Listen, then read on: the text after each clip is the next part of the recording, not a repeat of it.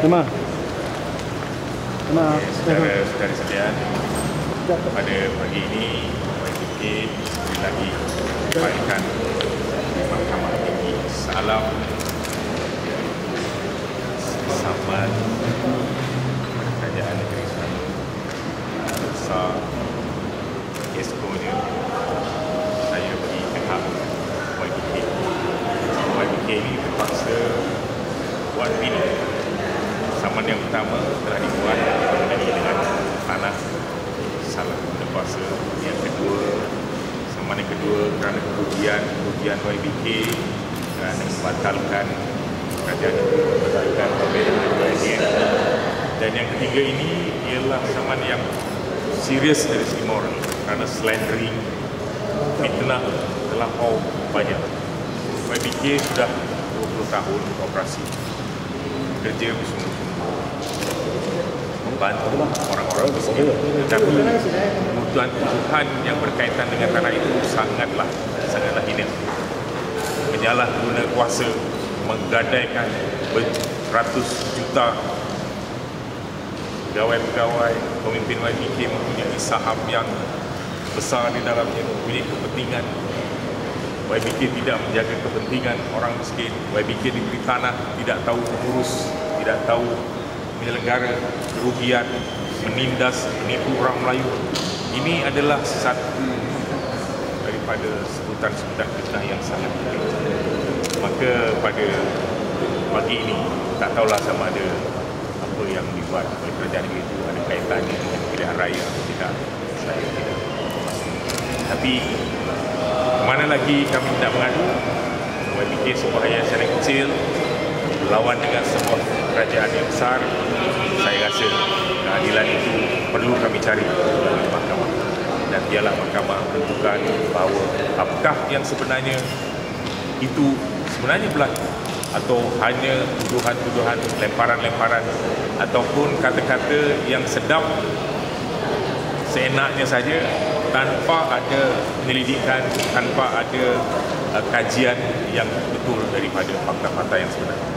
Kalau anda semua ada apa-apa urusan, boleh tanya dengan ketua kami, tuan saja kalau ada satu persoalan. Ini merupakan untuk menuntut ganti rugi kerana memfitnah. Ada tak jumlah ganti rugi? Jumlah ganti rugi kita tak tahu. Menurut jumlah akan ditaksirkan oleh mahkamah.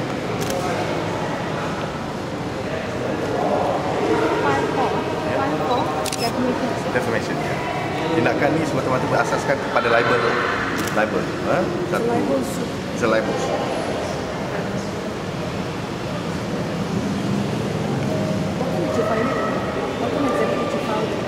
About 9.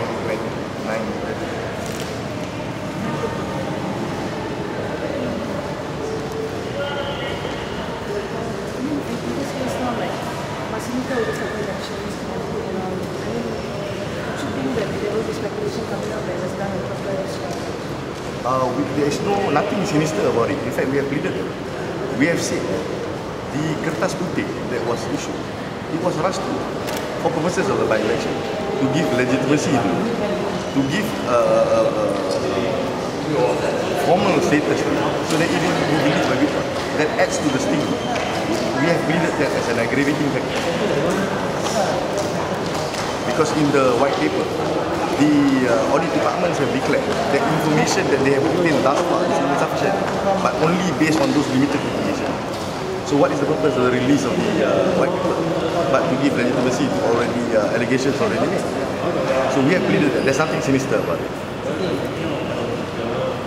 Dalam bahasa kalau ada yang menganggap membuat spekulasi bahawa perkara ini difailkan pada hari ini dengan tujuan untuk dibawa ke dalam kempen ini, saya nak menyatakan bahawa perkara ini kami secara khususnya mempelit dalam pernyataan ini bahawa di antara faktor-faktor malis ataupun niat jahat dan aggravating faktor yang menjengkilkan libel yang dibuat ini adalah bahawa ianya dibuat berdasarkan kepada hasrat kerajaan negeri untuk menggunakan isu ini dalam kempen Pilihan Raya Muslim.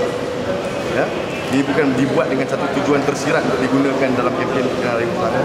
Ia untuk menjelaskan perkara yang telah pun digunakan dalam kempen Pilihan Raya Muslim.